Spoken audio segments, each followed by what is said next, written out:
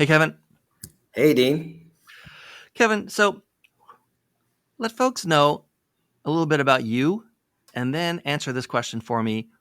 What the hell is a fractional CMO?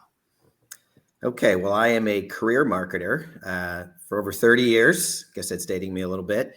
I'm located in central Ohio, kind of between Cleveland and Columbus, although I do serve clients nationally. And I am, as far as CMO is concerned, I get that question a lot. And it's kind of interesting from that standpoint, because really when you say, well, what is a CMO period? It's Chief Marketing Officer. And a fractional CMO is really no different.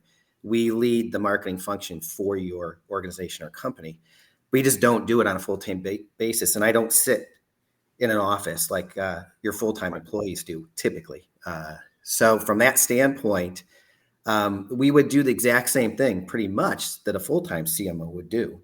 From strategy to tactical planning to budgeting to staff management, all the same things. We're just not there as often. We're not typically on call 24/7, as a lot of full-time CMOs are.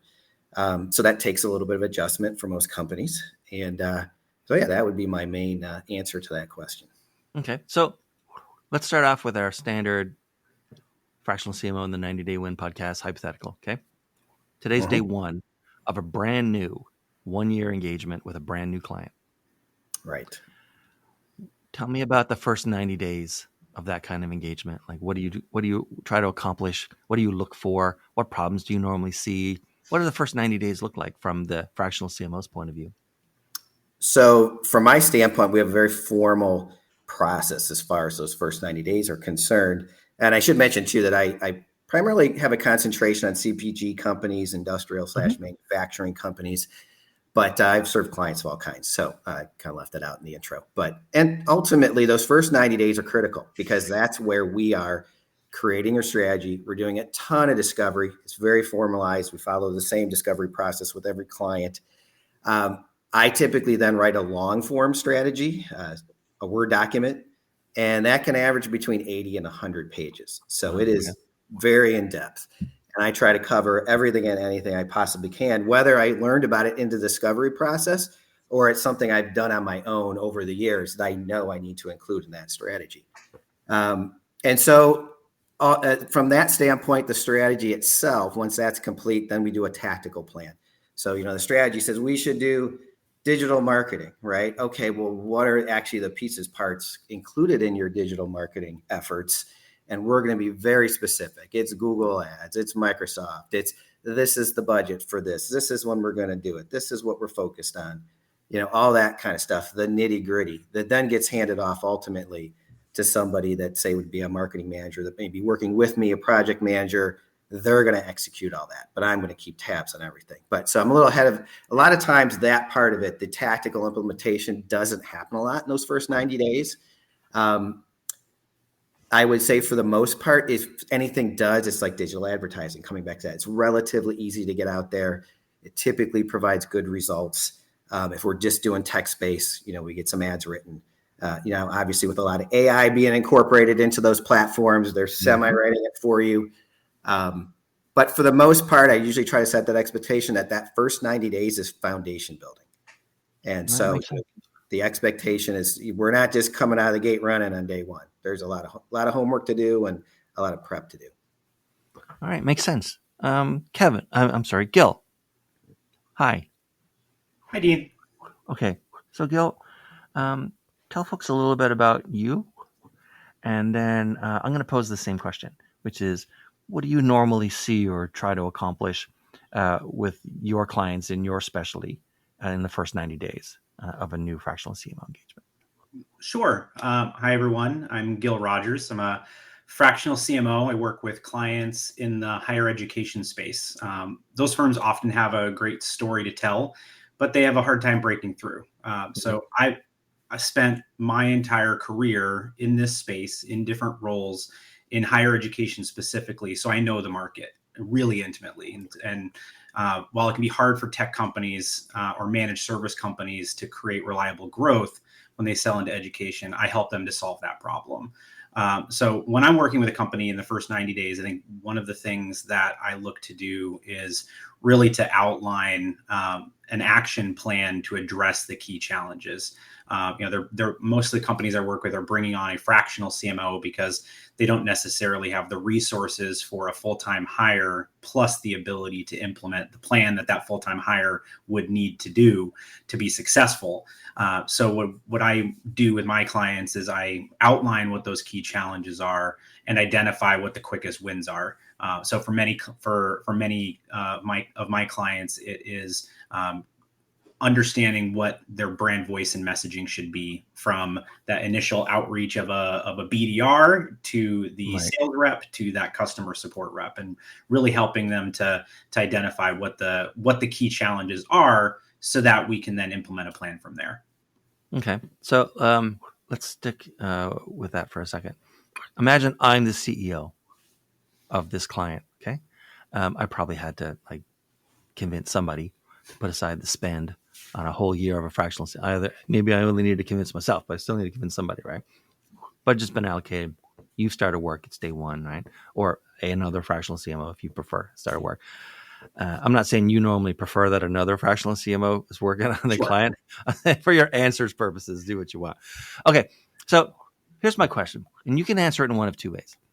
How do I get, if I'm CEO, how do I get maximum value out of this fractional CMO for the year that I've got them? Or if you want to think about it in the opposite direction, how do companies and CEOs typically waste the money that they spend on a fractional CMO? By doing stuff or not doing something, either way, that ends up sort of muting the effectiveness of that fractional Yeah. CMO. I think that a CEO would get the most investment out of a fractional CMO by ensuring that the broader organization understands that while I'm not a full-time employee, I am in the role of the CMO of the organization, and I'm ultimately the decision maker when it comes to, and the articulator of marketing related strategy and decisions, right? So for some of my clients that I work with, they don't even have any full-time marketing people on their staff. So I rely on my network of freelancers to do the website development, the advertising copy, the blog copy, all of those sorts of pieces, but they all do it at a fraction of their time as well, right? And so I think for a CEO, they need to understand that because they're not investing for a full-time person, they don't get the on-call 24/7 like a full-time staff would have, but they're getting the results that exceed that, because in the aggregate, you're getting the highest performing time of the people on the team, versus just trying the ramp up time of trying to bring on a bunch of junior staff to execute little pieces. All right. Kevin, what do you think? How do companies waste the money that they budgeted for their fractional CMO? Yeah, I think the biggest mistake they make is not taking the input of the CMO up front. So if you spend a lot of time creating a strategy, you may agree with certain things that they're already doing. You may disagree, and you are likely going to introduce a lot of new things. So they have to be very open-minded, open to change, and especially again if they have not had a marketing leader before. In a lot of companies, of course, small and medium do not. A lot of the input will come from, say, a CEO, president, owner. It's kind of what we've always done it this way. Right. And so it's like you're hiring me to tell you a better way to do it, or a more formal, structured way to do it. I've got Fortune 500 company experience that I've put together marketing plans that are extremely in depth and very broad and very detailed. And that's the type of thing you bring to the table for a smaller company and say, we're going to help formalize your marketing function, and you're going to get better results because of it. But you gotta hear what's coming at you and internalize it and think it through and understand what you're being told, and then let that CMO do what you hired them to do. Right. All right. So I'm still the CEO of this client company. Okay. Except I'm looking at my marketing team, my staffers, junior staffers. There might be a supervisor or manager in there. There's no one at the C level before until today, right? Day one, fractional CMO. I'm looking at this team, this department, marketing. How are they going to be different at the end of the year, the end of the 12 months? of me having a fractional CMO involved? Or even better, will they be better at the end of the 12 months, like as a team? Kevin. If I'm doing my job correctly, they will be better. And we bring structure to what they do. I like to use the phrase ad hoc efforts bring ad hoc results. And with junior employees, they just haven't been part of a marketing team before. And how to structure a tactical plan that almost always includes campaigns. How do you structure a campaign? We're not just going to go out there and start throwing darts at a dartboard and hope to hit a bullseye. There's a very specific process involved in terms of how we get the results we're looking to get. And increasingly, it's very technical. Now it's part marketing's part art as well. But it all has to work together in the right way and in a way that builds from one thing to the next to the next. And that's what I think a junior employee is going to take away after a year is, I get it now. I get why we did this, why we didn't do something else, and how these, say, 4 elements all work together to get us to where we wanted to be, as opposed to, well, I only did one. It didn't work so well, so I gave up. We see that a lot. All right. Hey, Gil, so how about you? How do you think a marketing team will be different and or better or worse at the end of 12, hopefully not worse, at the end of 12 months of finally having like someone in marketing leadership in the organization, even if fractional? Yeah, I think that prior to bringing on a fractional CMO, a company's efforts are typically very ad hoc, or might not be as strategic as they possibly could be because the people in those roles just don't have the experience. Or prior to bringing on a fractional role, they brought on a full-time person and then didn't have the resources to adequately support that person because that full-time headcount, salary, benefits, et cetera, was taking away from the resources available to execute on the conference strategy or the advertising strategy, event budget, et cetera.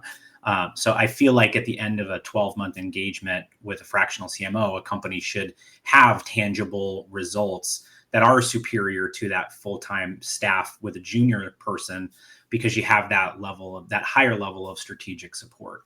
I like to joke that I work 90-minute hours when it comes to the amount of output that clients get from me, because I work specifically in the higher education ed tech space. Right. I have a wealth of experience there, and the ramp up time is a lot quicker. So whereas working with a full timer, you might need that you bring maybe from another industry just because they have good experience in marketing, they're going to need a 6-month ramp up time just to fully understand the vertical in your business before they can even implement their plan. So getting to that implemented plan that's providing measurable outcomes is faster is definitely something that my clients expect. All right. So let's switch gears a little bit, Gil. Your best friend says, "Hey, Gil, so you've told me like 4 times what you do for a living, and I think it's something high up in marketing. I've never really understood it. But my kid just graduated and got their first ever full-time job, and they're the newest hire in a marketing department. And that company just brought in a fractional CMO. You got any advice for my kid on either how to sort of, get the best experience from having a fractional CMO for the next year, or just experience in hey, you're just starting off in marketing, you might be in there for 20, 30 years. Here's what I would do if I was starting today." Am I allowed to say run away as fast as you can? You absolutely can, yeah. I would say if I'm a junior marketing person just brought on and I'm reporting to a fractional CMO, I would take advantage of the fact that person likely has very in-depth knowledge of the industry and is effective at developing and articulating their plan. And so as a junior marketer, you get the experience of understanding that. And because that person's not full-time, you're going to get a lot more experience with the implementation side of things, because that's going to be your job as the junior marketer. When the fractional CMO is there specifically to build and shape the strategy and the plan. But because their time is part-time and is so valuable, it's not spent on the tactical implementation. It's by you as the junior marketer. So you should really take advantage of the fact that you're going to get that experience to then put on your resume to then build up into that level of experience down the line. All right. By the way, Kevin liked your runaway answer. He had a little smile and a nod when you said that. So, Kevin, what would you tell your best friend's kid who just embarked on their career in marketing? Well, I'd like to say run away, but I won't. Marketing's a great career. It can take you a lot of different places. You have to be very open-minded in terms of where it may take you and the steps to do it, because it's usually not very linear. You may go off in one direction for a while, then off in another direction for a while with this company or that company. I mean, I've been very fortunate that my career has taken me around the world and in places and in ways I never imagined it would have. And marketing products, I probably didn't think I ever would have.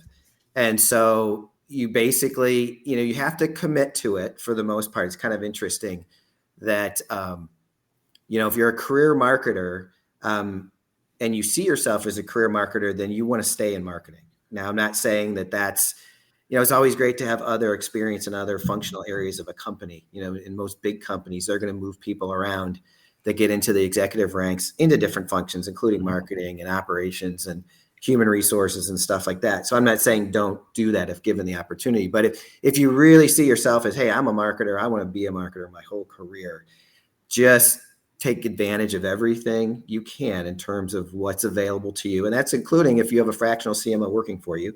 It's typically going to be somebody with a lot of experience that's done a lot of different things. Be a sponge, learn from them. And that's just going to prepare you that much better for what likely you're going to want to see your career progress into a executive/strategy role. So here's your chance to work with somebody like that, usually very directly. It's smaller companies, medium companies, and that person's going to be a wealth of information. All right. That's a good answer. A little disconcerting. You both said run away. So, but that's fine. Okay, so here's like the next thing I want to talk about. So I want to give Kevin, you'll get first crack at this, and then I guess Gil can take it's like debate team, right? You take the opposing view. The question around this is like, why do this job, right? There are easier ways to make a living than being a fractional CMO. Let's face it, right? So, can you tell me why? Let's say I'm not a fractional CMO, by the way, but let's say that I was thinking about moving into the field, and I'd had leadership positions in marketing, whatever, right? But on the fractional side, you can get to choose. You can try to give me a couple points about why I should become a fractionalist, or why it's a good idea, or why I should not, or what I should really make sure I understand before I take that leap. So whichever one you want, we'll have Gil do the other one. Okay. Well, for me, and I've talked to, I'm sure Gil has also, but by the way, are you pro or con? Which one are you taking? Well, I'm pro. Okay. But I think that ultimately it really comes down to, as I've talked to other people that have considered going fractional, and somebody told me a while ago when I first got started in this, they said, this is a lifestyle. Mm-hmm. It's not about money first. And the lifestyles, you get flexibility and you can work from wherever you want. So that doesn't mean you don't travel and go see clients and stuff like that. You do. But at the end of the day, for me personally, what this allowed me to do was to move to my lake house full time. And so now I live at the lake and I can experience that every day of the year. And if I was in a full-time job in an office, I couldn't do that. Right. And so, most of us, including Gil and myself, have quite a bit of gray hair at this point. So, you're getting into an advanced part of your career where this is very appealing. You don't have necessarily, say, a kid in soccer or something like that, or you're a coach, or, not that we don't see, people in the younger ranks or younger people among our ranks. We do. But there's a lot more freedom because of that. And like I said, flexibility. And you usually choose that. Yes, you can certainly make a fair amount of money as a fractional CMO. You'll have a pretty good sized client roster probably to do it. But most of us don't choose this for money first. It's for the lifestyle. Okay. And Gil, what do you think? What would you want to make sure I absolutely understand before I took the leap and became fractional CMO? I think that people need to understand that a fractional CMO role is just different than a full-time role, in a sense that when you have a full-time job in marketing, you can create your plan and you sit with that plan and execute it throughout the year, and measure your KPIs and reinvigorate and reinforce, do your annual planning cycles, go to your sales retreats, do all of those sorts of things. Where with a fractional role, you have to be comfortable with projects ending and understanding that the clients that you're working with today are likely not to be the clients that you're going to work with 2 or 3 years from now, because if you do your job right, they're going to grow to the level where they then have the resources to hire a full-time person. And if you're enjoying this role as a fractional CMO, it's not going to be you. I think there is a space for a fractional CMO position being kind of a try before you buy for both sides, where you can work with a company in that CMO capacity, get a feel for their culture, their operations, they get a feel for you and your style. And if it happens that way, it happens that way. I've had a few conversations at a few of my clients where that we've talked about it and it just doesn't work out, that's the right fit at this time, because I like the flexibility of the role of being able to get my kids off the bus, or being able to, work from anywhere, versus being a part of that full-time staff and being embedded within the organization. I should not become a fractional CMO if... You should not become a fractional CMO if you... I have a hard time answering that question because I love this job so much. I think that if you're not comfortable with an unclear 5-year plan, right? Mm-hmm. Because I don't know who my clients are going to be 5 years from now, but I do know that I'm going to have clients 5 years from now, because there is no shortage of companies that need this type of support and need the help, but just haven't made the investment the right way. But if you're not comfortable with career ambiguity outside of the next couple of years, then this type, just like working as a freelance graphic designer, that type of role is not necessarily for you. All right. So guys, this is season 4. Hard to believe. This is season 4 of this podcast. And we've added in a little something at the end of every episode for season 4 that we didn't do in the other seasons. And it's this. Well, you guys, I invite you to ask each other one question. Now, if you want, because it's so new that literally none of the episodes where this has been done are published yet. If you want, I can tell you like 2 or 3 of the themes that have already started coming out. And it's the themes tend to be around like, how do you find clients when you're a fractional CMO? It's the one is like, if you weren't doing this, what would you be doing? I don't know, for some reason. So people really like to know what else a fractional CMO could be doing, right? And let's see, I think those are the top 2. And then maybe there's like a third, which is around the idea of, what have you learned from like your worst clients? So you don't have to use either of those. You can ask anything you want. But Gil, if you're going to ask Kevin like a question, one fractional CMO to the other, like what would you ask? Yeah, Kevin, I kind of like to understand from other folks how they deal with that career ambiguity, right? Of knowing that a couple of years from now, you're going to have a different slate of clients. I've started my business about a year ago, so I'm still in the early goings of this. I'm comfortable with it, but I would still like to understand what your path is for making sure that you've always got projects lined up while not having to overextend yourself with current work. So it's interesting because, that's one of the biggest challenges, right? Is that you want to have your workflow consistent, or your workload, I should say, fairly consistent, right? It's not too much, it's not too little. And that is a big challenge, and it does tend to be somewhat of a roller coaster at times where, you have too much on your plate and too many clients. And then 6 months later, as you mentioned already, clients do come and go for different reasons. And typically, I think most people in the fractional CMO world are very good. So I don't think it's because of the work. It's just for a variety of things. And so I think from that standpoint, have a lot of hobbies if things get a little slow. But it's just that, you just keep plowing away at and just, obviously most fractionals will say, they just network, which, can get tiring after a while for sure. So it's always better, of course, if your pipeline's getting filled maybe without so much effort. But it's, biz dev in this world never stops. And I'm kind of like that, where I'd love not to do the biz dev side of it. I want to be a CMO first and work just on the marketing side, but you're also biz dev too. And it's hard to get away from that. All right. And then, Kevin, what would you ask Gil or another fractional CMO that you just met? So obviously we all have different challenges of different kinds when it comes to working with our clients. I would say, what is the biggest challenge you encounter, and what is your approach to resolve it? I think that the biggest challenge I encounter, and it's not too frequent, but it's a big roadblock, is there's that segment of clients for they hire the fractional CMO, but then you're kind of in the same position that the full-time hire would be, fighting for budget, fighting for attention of leadership, because they think that they're not spending that as much because it's not a full-time hire, even though it is a sizable investment of resources. So I think it's the same challenge that a full-time marketer would have. It's not my full-time job to pester in that direction.